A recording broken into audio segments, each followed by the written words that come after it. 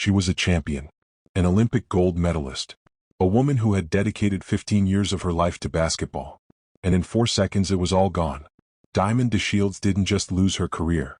She was erased from it, blacklisted, waived, abandoned by every single team in the league she helped build.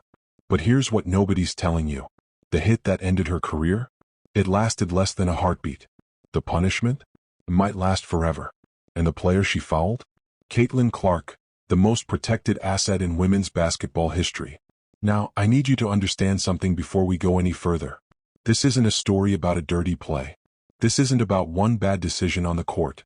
This is about what happens when a $2.2 billion media deal walks onto the hardwood in a ponytail and a number 22 jersey. This is about the moment the WNBA decided that one player's safety was worth more than another player's entire existence. And this is about the silent message that was sent to every single woman in that league. Touch the golden girl and we will bury you. Diamond DeShields is sitting in a rental car right now, somewhere in Indiana, the same state where Caitlyn Clark is signing autographs for thousands of screaming fans. Diamond's got cardboard boxes in the backseat. Her phone won't stop buzzing, but none of those calls are from teams. They're from reporters. They're from people who want her to explain herself, to apologize. Again, she already apologized 3 times. It didn't matter, because this story isn't really about what Diamond did. It's about what the WNBA decided she represented.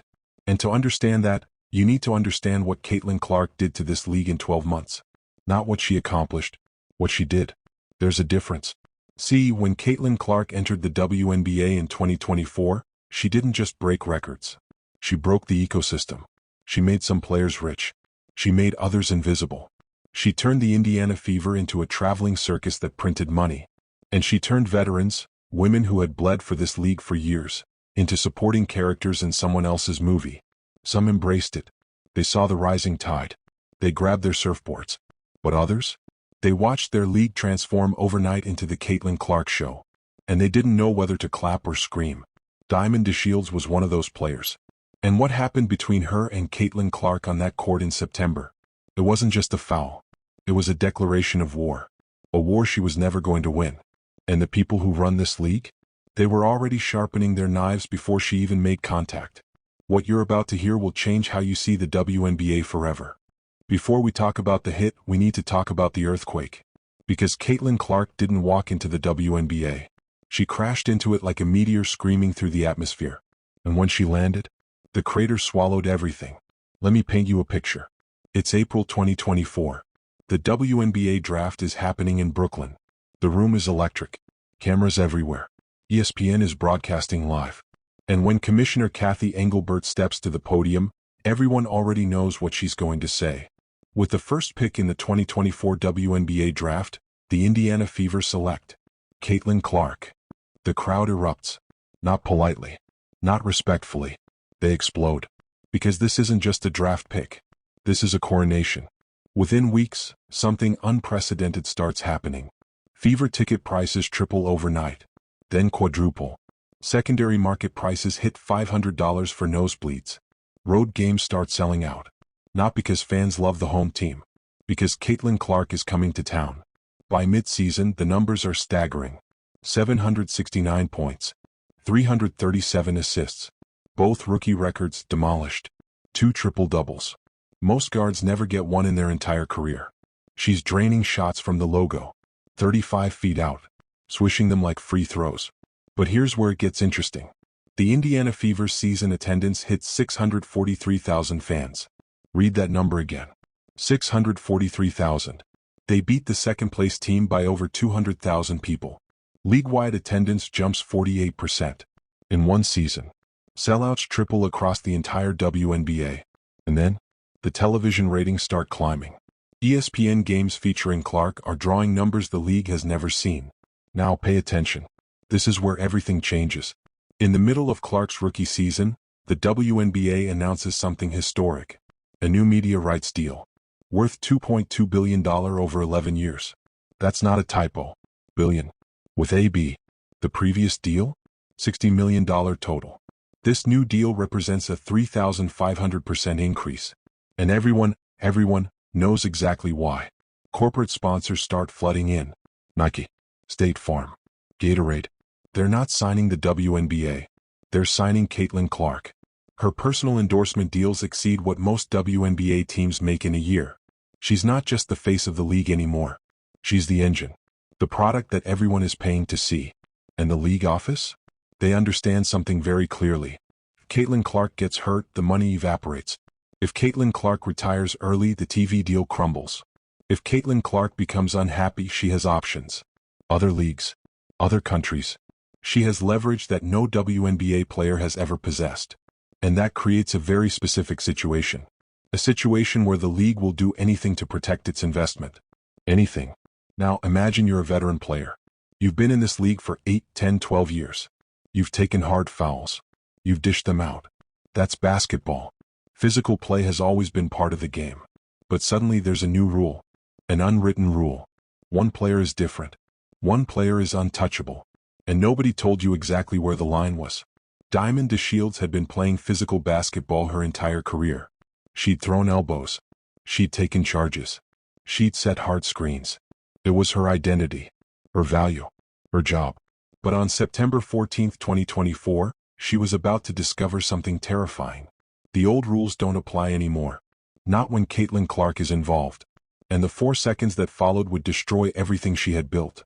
Before Diamond DeShields became a villain, she was a hero. And what happened to her? It could happen to any player in this league. That's what makes this story so terrifying. Let me take you back. Way back. It's 2017. The WNBA draft. The Chicago Sky select Diamond DeShields with the 3rd overall pick. She's 22 years old. Electric. Explosive. A scorer who could light up any defense.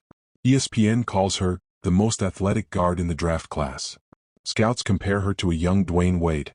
The future looks limitless. And Diamond delivers. She makes the all-rookie team in her first year. Then she keeps climbing. 2019, All-Star selection. 2020, she wins a freaking Olympic gold medal with Team USA in Tokyo. Not many players can say that. Not many players ever will. She bounces between teams, Chicago, Phoenix, Chicago again. But everywhere she goes, she brings the same thing. Physicality. Intensity. An edge that coaches love and opponents fear. See, Diamond wasn't just a scorer. She was a presence. The kind of player who set the tone. Who let opponents know that nothing would come easy. Hard screens. Tight defense. Controlled aggression. This was her role. This was her value. And for 7 years it worked. Teams wanted her specifically because she wasn't soft. Because she would do the dirty work others wouldn't. But something started changing in 2024. As Caitlyn Clark's star rose, whispers started circulating. Veteran players are jealous. Veteran players are targeting her. Veteran players need to fall in line. Every hard foul on Clark became a national news story. Every physical play got analyzed frame by frame. Social media erupted every time someone breathed on her too hard. And Diamond noticed. Everyone noticed. Players started adjusting. Some backed off Clark entirely. Let her shoot. Let her drive. Don't make headlines. Others tried to walk the line. Play physical but not too physical. It was like navigating a minefield blindfolded. Because nobody knew exactly where the boundaries were. The league office never announced new rules. Never issued official warnings. But the message was clear. Protect the investment. Don't give the media ammunition. Don't become the story. And whatever you do, don't put Caitlyn Clark on the floor. Because if you do, there will be consequences. Now imagine playing under those conditions. Every game you're calculating. Every possession you're second-guessing. Is this foul too hard? Will this screen get flagged? Am I going to trend on Twitter for the wrong reasons? Diamond DeShields had been playing one way her entire life. Suddenly the game she knew, the game she had mastered, was being rewritten. And she didn't get the memo. September 14, 2024. Indiana Fever versus the Chicago Sky. It's a late-season game. Playoff implications on the line. The arena is packed. Over 17,000 fans. Most of them wearing Caitlyn Clark jerseys. The energy is insane. Deafening. And Diamond DeShields is starting for Chicago. She's been struggling. Her minutes are down. Her role has shrunk. She needs to make an impact. She needs to show she still belongs. Third quarter. Fever up by 6. Caitlyn Clark brings the ball up the court. Confident. Relaxed. She's having another monster game. 23 points. 8 assists already. The crowd is chanting her name. Diamond is guarding her. step for step. And then it happens. Clark drives left. Diamond shifts to cut her off. Their bodies collide. What happened next took less than 4 seconds. But those 4 seconds would be replayed millions of times. Analyzed, debated, weaponized. And when it was over, Diamond DeShields wouldn't just be a player who made a bad decision. She would become a symbol. A warning to everyone watching. The WNBA had found its example, and they were about to make it unforgettable. 4 seconds. That's how long it takes to destroy a career. That's how long it takes to go from Olympic gold medalist to league pariah. 4 seconds that Diamond DeShields will replay in her mind for the rest of her life. Let me break it down for you. Exactly as it happened. Caitlyn Clark drives left. She's looking to penetrate the lane. Diamond slides over. Good defensive positioning. Textbook actually. Their bodies are on a collision course. This happens 50 times a game. But here's where it changes. Clark tries to spin. Diamond doesn't back off. And instead of absorbing contact, instead of letting Clark bounce off her, Diamond drops her shoulder. It's not a basketball play anymore. It's a hit. A deliberate, targeted strike to Clark's ribcage. Clark's body crumples. Her feet leave the ground. She crashes to the hardwood. Hard. Really hard. The ball bounces away. Nobody cares about the ball. 17,000 people go silent. Then the gasps start. Then the boos. Clark is on the floor. Not moving. Clutching her side. Trainers sprint from the bench. Coaches are screaming. Diamond stands there. Frozen. Her face is unreadable. Is it shock? Regret? Defiance? Nobody knows. The cameras capture everything. The replay starts immediately. Over and over. Every angle. And with each replay, the narrative hardens. The boos become deafening. Throw her out. Throw her out. Fans are pointing. Some are crying. Because Caitlyn Clark is still on the ground. 30 seconds pass. A minute. The entire arena holds its breath. And then, finally, Clark starts to move. She sits up slowly. The trainers help her stand. She's wincing. Holding her ribs. But she's standing.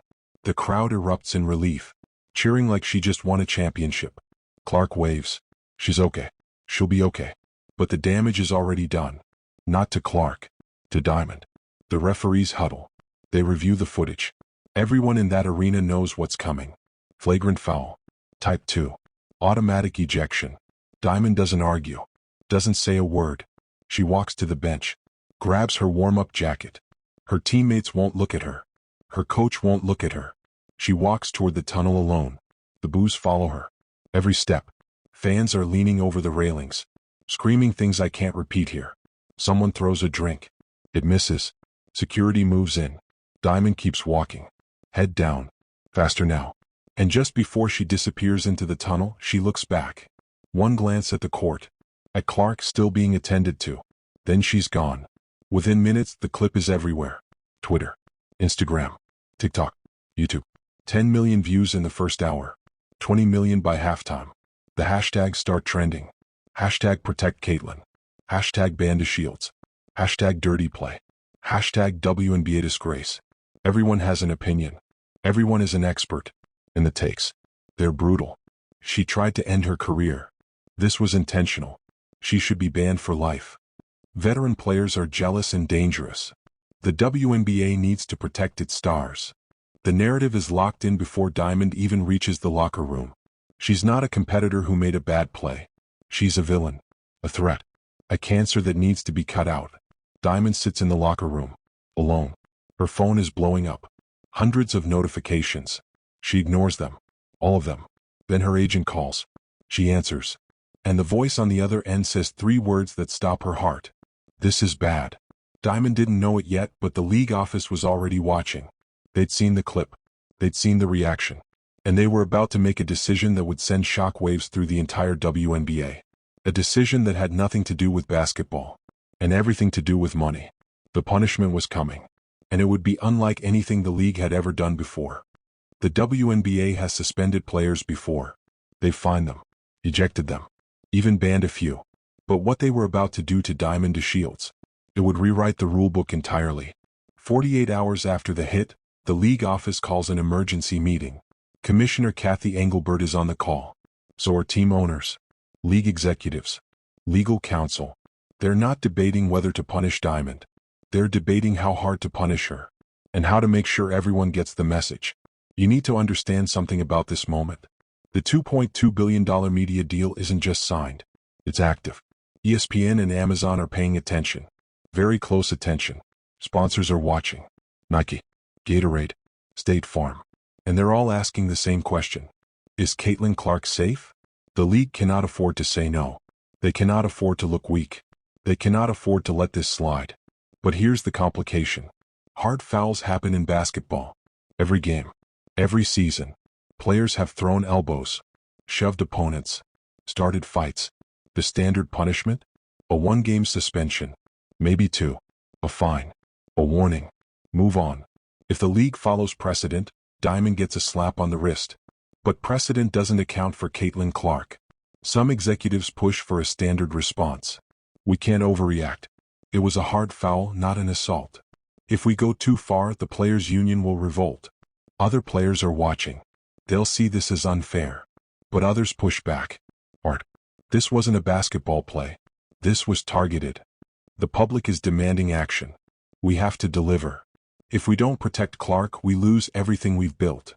And then someone says something that ends the debate.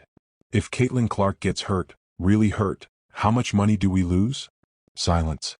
Everyone does the math. Attendance drops. TV ratings crash. Sponsors pull out. The $2.2 billion deal has clauses. Performance expectations. If the product suffers, the money could shrink. And Caitlyn Clark is the product. The decision comes down fast. Diamond DeShields will receive an indefinite suspension. Not 1 game. Not 5 games. Indefinite. Effective immediately. She cannot practice with her team. Cannot travel with them. Cannot enter team facilities. Her contract is frozen. Her salary is frozen. She's a ghost. The league releases a statement the next morning. It's carefully worded. Legal approved. PR polished. The WNBA is committed to player safety and the integrity of competition. After reviewing the incident, we have determined that Ms. DeShields' actions warrant serious consequences. We will not tolerate dangerous play that threatens the well-being of our athletes. It sounds reasonable. It sounds fair. But everyone knows what it really means. This isn't about player safety. This is about Caitlyn Clark.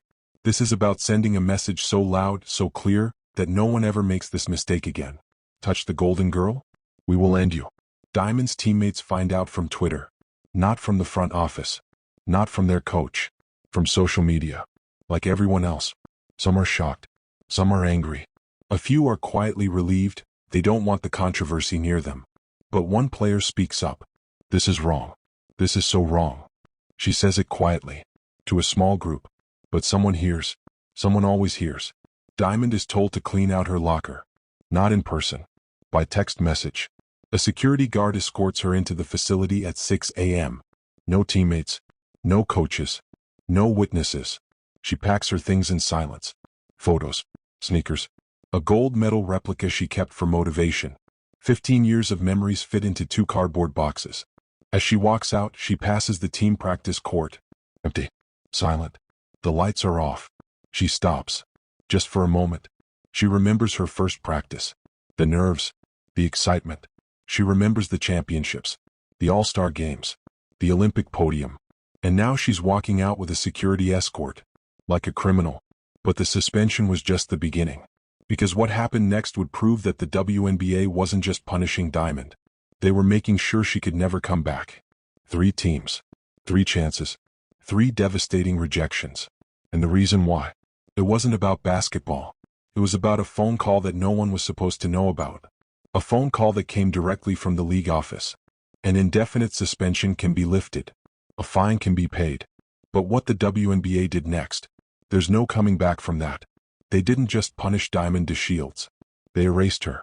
3 weeks after the suspension, Diamond's agent gets a call. The league is ready to reinstate her. The suspension is over. She's served her time. She can play again. On paper it sounds like good news. But her agent's voice is hesitant. Careful. There's something you need to know.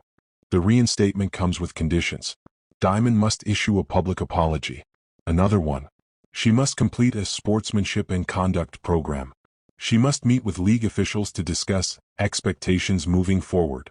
Fine. She'll do it. Whatever it takes. But there's one more thing. The Chicago Sky has waived her. Diamond stares at her phone. Waived. Released. Gone. The team she was playing for, the team she helped build, doesn't want her anymore. Her agent tries to spin it. It's okay. Other teams will call. You're still an all-star. Still a gold medalist. Diamond nods. She wants to believe it. But something feels wrong. Days pass. Then weeks. No calls. No interest. No workout scheduled. Diamond trains on her own. Stays ready. Stays patient. Her agent reaches out to teams. All 12 of them. The responses are, strange. We're not looking to add guards right now. Our roster is set for the season. We'll keep her in mind for the future. Every team has an excuse. Every excuse sounds rehearsed. Diamond's agent pushes harder. Calls in favors. Begs for meetings. And then, finally, someone tells him the truth. An assistant GM. Someone her agent has known for years. They meet for coffee. Off the record. The assistant GM looks around nervously before speaking. I'm going to tell you something, but you didn't hear it from me. Diamond's agent leans in. She's done. Every team in the league got the same message. According to the source, it happened the day after Diamond's ejection. Before the suspension was even announced. The league office made calls. Personal calls. To every general manager. The message was simple. Diamond DeShields is radioactive. Do not sign her. No written memo. No official directive. Just a quiet understanding between powerful people. Diamond's agent is stunned. They can't do that. That's collusion. That's illegal. The assistant GM shrugs. Prove it. And that's the problem. There's no paper trail. No evidence. Just whispers and closed doors. The WNBA didn't ban Diamond DeShields. They just made sure no one would touch her. But Diamond doesn't give up. A month later, the Phoenix Mercury shows interest. Not official interest. Quiet interest. A coach who remembers her. A GM who respects her game. They bring her in for a workout. She dominates. For the first time in weeks, Diamond feels hope. 2 days later, her agent calls. Phoenix passed. Diamond's stomach drops. What? The workout was perfect. Her agent hesitates. They got a call. From the league. Expressing concerns about the signing. Concerns. That's the word they used. Diamond tries again. The Las Vegas Aces. Defending champions. The best team in the league. They need depth. They need defense. They need exactly what Diamond offers. She flies to Vegas on her own dime. Works out for the coaching staff. Head coach Becky Hammond watches with interest. You still got it, Hammond tells her. Diamond allows herself to smile. 1 week later, the Aces announce their final roster. Diamond's name isn't on it. No explanation. No phone call. Just silence.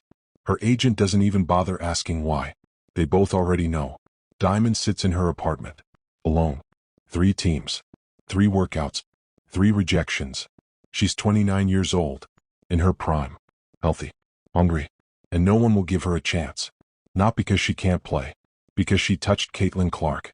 That night, Diamond cries for the first time. Not because of the money. Not because of the fame. Because basketball was everything. It was her identity. Her purpose. Her entire life. And now it's gone. Taken by a 4-second play and a phone call she'll never be able to prove happened. But Diamond wasn't the only one paying attention. Other players saw what happened. Other players understood the message. And some of them started asking dangerous questions. Questions about fairness. About equality. About who really controls this league. A rebellion was brewing. Quiet but growing. And it was about to spill into public view. The WNBA wanted silence. They wanted compliance. Obedience. Fear. But you can't silence a locker room forever. And what started as whispers was about to become a roar. It started in group chats. Private messages between players. Veterans who had been around. Women who had seen the league evolve. Who had fought for every dollar, every minute of airtime, every shred of respect. And now they were watching one of their own get blacklisted. For a hard foul. Did you see what they did to Diamond? 3 teams passed? That's not a coincidence. The league is protecting Clark like she's made of glass.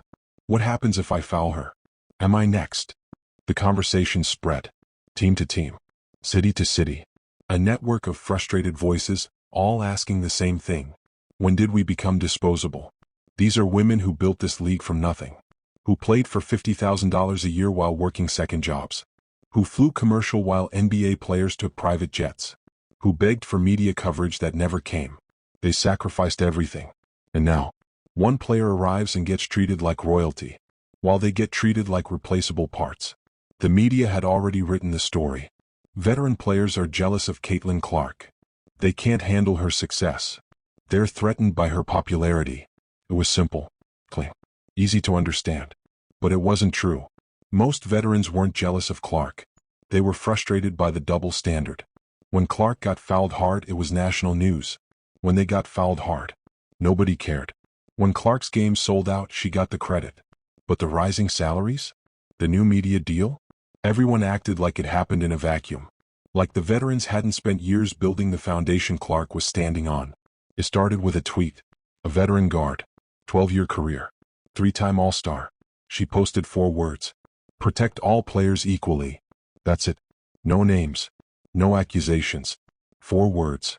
Within hours, it had 50,000 likes and 10,000 comments. The sports media pounced. Is this a shot at Caitlyn Clark? Veteran players speak out against league's golden girl. WNBA divided. Clark supporters versus old guard. The narrative was set. Sides were chosen. And suddenly, every player had to pick a lane. Team PR departments went into overdrive. Players were coached on what to say, what not to say. Don't mention Clark. Don't mention Diamond. Don't engage. Some players complied. They needed their contracts, their endorsements. But others refused to stay quiet. A reporter from The Athletic got a player to talk. Anonymous, no name, no team identification. But the quotes were explosive.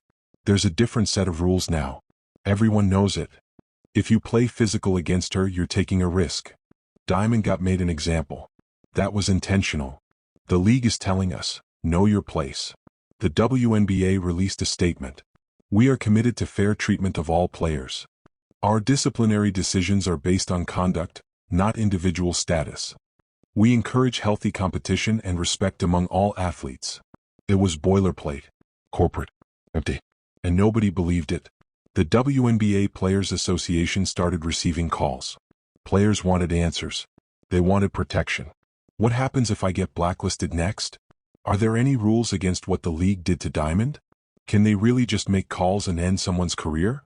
The union leadership was caught off guard. They hadn't expected this level of anger. A secret meeting was organized. 30 players. A hotel conference room. No media. No league officials.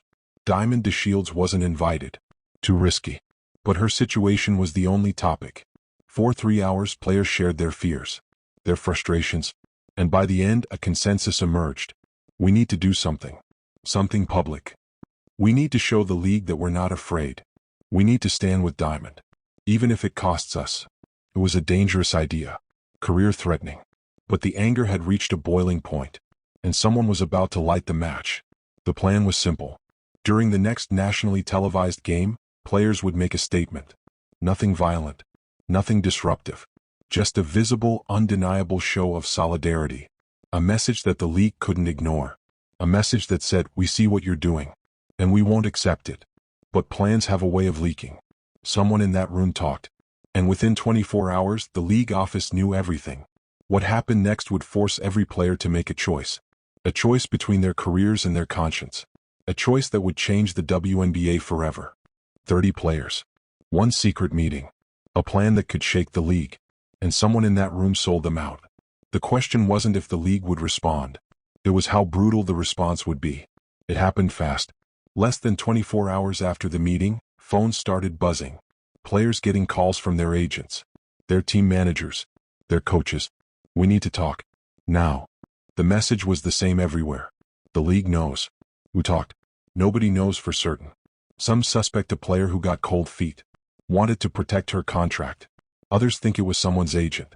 Someone who saw more value and loyalty to the league than to the players. A few conspiracy theories point to a bugged room. Hacked phones. The truth? It doesn't matter anymore. What matters is what the league did with the information. Commissioner Engelbert didn't wait. Before any protest could happen, the league made moves. Quiet moves. Surgical moves. 3 players who attended the meeting suddenly found themselves rested for the next game. Coach's decision. Load management. Nothing official. But everyone knew. 2 more players had their upcoming endorsement deals mysteriously delayed. Paperwork issues. Contract review. Scheduling conflicts. Another player's trade request, one that had been approved for weeks, was suddenly under reconsideration. The message was crystal clear. We know who you are. We know what you planned. And we can make your life very difficult. The group chat went silent. Players who had been passionate, defiant, ready to fight, they disappeared. No more angry messages. No more calls for solidarity. Just silence. Because everyone understood. The league had eyes everywhere. And it had power they hadn't fully appreciated. It got personal. One player's husband worked for a company that had sponsorship ties to the WNBA.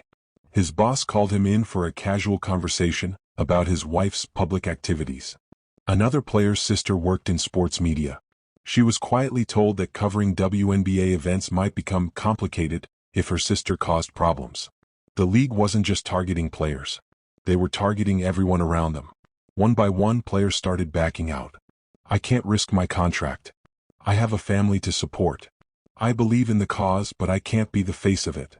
The group of 30 became 20, then 15, then 5. 5 players refused to back down.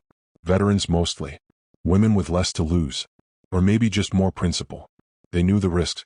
They knew the consequences. But they also knew that if they stayed silent, nothing would ever change. If we don't stand up now, we never will. The original protest was too risky now. Too visible. Too organized. Too easy to punish. So they changed tactics. Something smaller. Something symbolic.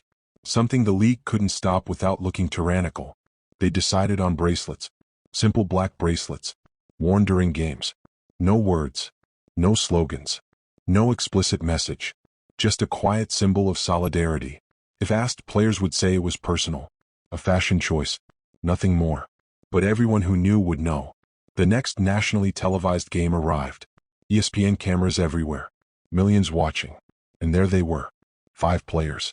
3 on one team. 2 on the other. Black bracelets on their wrists. Visible. Undeniable. The broadcast team noticed almost immediately. Interesting accessories tonight. Several players wearing matching black bracelets. Any idea what that's about? Not sure. Maybe a charity thing? We'll try to find out. They never found out. At least not officially. But social media figured it out within minutes. Twitter exploded. Those bracelets are for Diamond DeShields. Players are protesting the league's treatment of veterans. This is a silent rebellion. The hashtag black bracelet started trending. Within an hour, it was the #1 topic in sports. The WNBA was caught. They couldn't ban bracelets. That would look insane. They couldn't punish players for jewelry. The optics would be devastating. They couldn't even acknowledge what it meant without amplifying the message. For the first time, the league had no good options. Journalists started asking questions. Is the league aware of the bracelet protest? Is this related to Diamond DeShields' situation? Will there be any disciplinary action? The league's PR team scrambled. We have no comment on players' personal fashion choices. It was weak. Everyone knew it. Something unexpected happened. Fans started buying black bracelets. Not just a few fans. Thousands. They showed up to games wearing them. Posted pictures online. Hashtag Justice for Diamond joined hashtag Black Bracelet in trending. The story was no longer just about players. It was about the entire WNBA community. Sports journalists who had dismissed Diamond's situation started digging. Was there really a blacklist? Did the league make calls to teams? Is Caitlyn Clark receiving preferential protection? The questions the league had avoided were now everywhere. And they couldn't control the narrative anymore. The bracelet protest had worked. The conversation had shifted. The pressure was building. But the league wasn't done fighting. And what they did next would force Diamond DeShields to make the hardest decision of her life. A decision that would either resurrect her career or bury it forever. When you're drowning, any hand looks like salvation. But sometimes the hand reaching down isn't there to save you. It's there to push you deeper. Diamond DeShields was about to learn that lesson the hard way. 3 weeks after the bracelet protest, Diamond's phone rings. Unknown number. She almost ignores it. But something makes her answer. Ms. DeShields? Please hold for Commissioner Engelbert. Diamond's heart stops. Kathy Engelbert comes on the line. Her voice is warm, professional, almost friendly. Diamond, I want you to know that the league values everything you've contributed. Diamond doesn't respond. She's waiting for the catch. I think there's been some misunderstanding. Some unfortunate circumstances. I'd like to discuss a path forward. For everyone. Engelbert proposes a meeting. Private. Confidential. Just the two of them. No lawyers. No agents. No media. Just a conversation between two people who want what's best for women's basketball. Diamond's instincts scream danger. But what choice does she have? They meet at a 5-star hotel in Manhattan. Private suite. Room service already laid out. Fresh flowers. The commissioner is already there when Diamond arrives. Smiling. Standing to greet her like an old friend. Thank you for coming. I know this hasn't been easy. For the first 30 minutes, Engelbert is sympathetic. She acknowledges the challenges Diamond has faced. She expresses concern for her well-being. She talks about the league's commitment to all players. Smooth. Rehearsed. Disarming. Diamond starts to wonder if she misjudged everything. Then the conversation shifts. Diamond, I'm going to be direct with you. Engelbert leans forward. The warmth in her eyes hardens. The bracelet situation has created complications.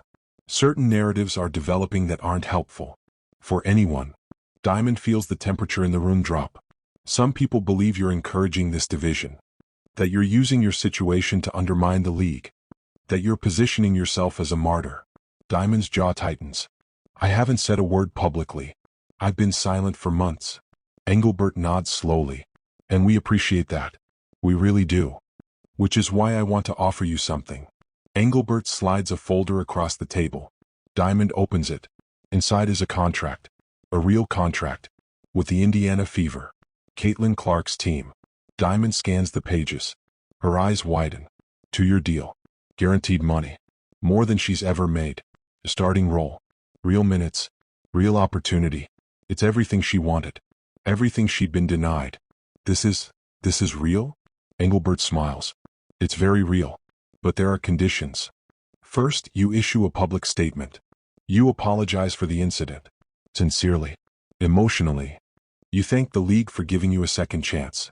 Diamond nods slowly. She expected this. But Engelbert isn't finished. Second, you distance yourself from the players involved in the protest. Publicly. Explicitly. You say they don't speak for you. That you don't support division. Diamond's stomach churns. You want me to throw them under the bus. Engelbert's expression doesn't change. I want you to choose your future over their agenda. And finally, Engelbert pauses. Lets the silence build. You become an ambassador for the league's unity initiative. You and Caitlyn. Side by side. Promoting togetherness. Press conferences. Photo ops. Social media content. You become the story of reconciliation. Diamond understands now. This isn't about giving her a second chance. This is about controlling the narrative. The league wants to use her. To show the world that everything is fine. That there's no blacklist. No favoritism. No injustice. Just a misunderstanding now resolved. I need an answer by Friday. Engelbert stands. Extends her hand. This is a generous offer, Diamond. Perhaps the only one you'll receive. I suggest you consider it carefully. The threat is barely hidden. Take the deal or stay in exile forever. Diamond doesn't sleep for 3 days. She reads the contract 100 times. She thinks about her family. Her future. Her bank account. She thinks about the players who wore bracelets for her. Who risked their careers for her. Accept the deal and she gets her life back. But she betrays everyone who stood up for her. She becomes the league's puppet. They're proof that nothing is wrong.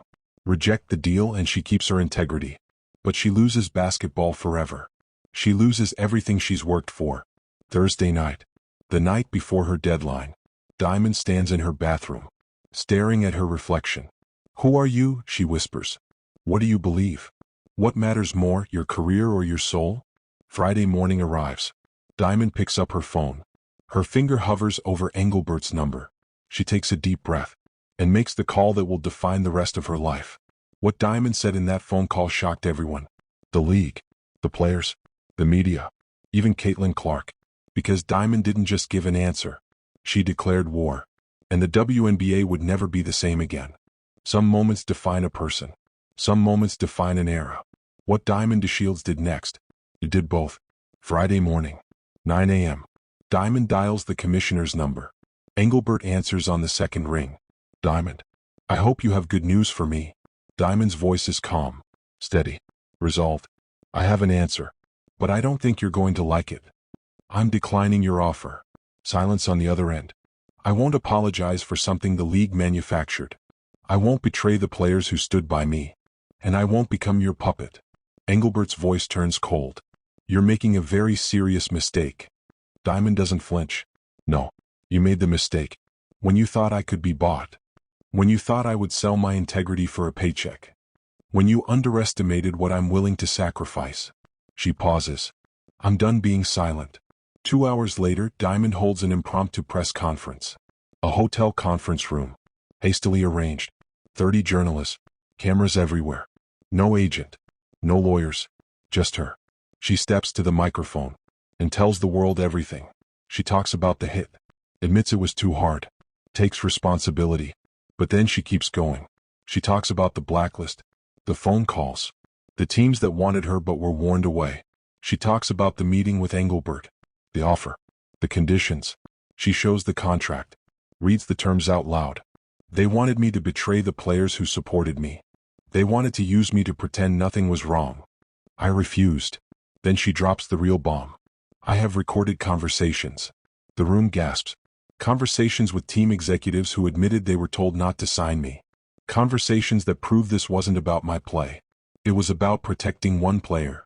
One player who is more valuable to this league than all the rest of us combined. Diamond looks directly into the camera. I want to be clear about something. This isn't about Caitlyn Clark. She didn't ask for this protection. She didn't create this system. She's a great player. Maybe the greatest this league has ever seen. But she's being used. Just like the rest of us. The difference is she's being used to make money. We're being used to protect that money. Diamond's voice rises. I'm calling on every player in this league to wake up. To see what's happening. To understand what we're worth. We built this league. With our blood. Our sweat. Our sacrifice. And now they want us to be quiet while they profit from one person. I won't be quiet. Not anymore. The press conference ends. Within 60 minutes, the video has 5 million views. Sports networks interrupt regular programming. Breaking. Diamond DeShields accuses WNBA of blacklisting, corruption. Social media erupts. Hashtag Diamond tells all trends worldwide. The WNBA issues an emergency statement. The allegations made by Ms. DeShields are categorically false. The league has always operated with integrity and fairness. We will explore all legal options to address these defamatory claims. But the damage is done. The recordings exist. The proof exists. And the world is listening. Within 24 hours, players start speaking out. Not just the 5 who wore bracelets. Dozens. Veterans. Rookies. Stars. Role players. I believe Diamond. We've all felt this pressure. The league needs to answer for this. The unity the WNBA tried to manufacture? It's happening. But not the way they planned. Corporate sponsors start asking questions. Nike. Gatorade. State Farm. They didn't sign up for a labor war. A corruption scandal. Meetings are requested. Conference calls scheduled. The $2.2 billion deal suddenly looks less stable. 3 days after Diamond's press conference, the Players Association announces an independent investigation into the blacklisting allegations, into the league's handling of discipline, into the treatment of all players, not just the stars. The WNBA can't stop it. The truth is coming. Through all of this, Caitlyn Clark says nothing. No interviews. No social media statements. No comments. Her handlers keep her isolated, protected. But the pressure is building. Everyone wants to know, where does she stand? 1 week after Diamond's press conference, Caitlyn Clark does something no one expects. She posts a single image to Instagram. Her wrist, wearing a black bracelet. No caption. No explanation. Just the bracelet. The sports world explodes. Caitlyn Clark shows solidarity with Diamond DeShields. League's biggest star breaks from ownership. WNBA civil war. Clark picks a side. The league's golden girl, the one they built everything around, has just sent a message. She's not their puppet either. Diamond DeShields may never play professional basketball again. Her career might truly be over. But what she started is just beginning. A reckoning. A revolution. A complete transformation of how the WNBA operates. Diamond sits in her apartment. The same apartment where she cried alone. Where she questioned everything. Her phone is buzzing again. But this time the messages are different. Thank you. You're a hero. You changed everything. Diamond looks out her window. The sun is setting. She doesn't know what tomorrow brings. She doesn't know if she'll ever play again. But she knows one thing. She looked in the mirror and asked herself who she was. And she gave an answer she can live with. Some people say Diamond DeShields destroyed her career with a 4-second foul. But that's not the real story. The real story is what happened after. When a league tried to silence her. When they offered her everything to betray herself. And when she chose integrity over comfort. She may have lost basketball. But she gained something far more valuable. She found out who she really is. And now I have to ask you. If you were in Diamond's position, career on the line, millions of dollars offered, everything you ever wanted within reach, but the price was your principles, what would you do? Would you take the deal? Or would you burn it all down for what you believe in? Let me know in the comments. Because this story isn't really about Diamond DeShields. It's about all of us. And the choices that define who we become. If this story moved you, hit that subscribe button. We cover the biggest stories in women's basketball. The ones the league doesn't want you to hear. I'll see you in the next one.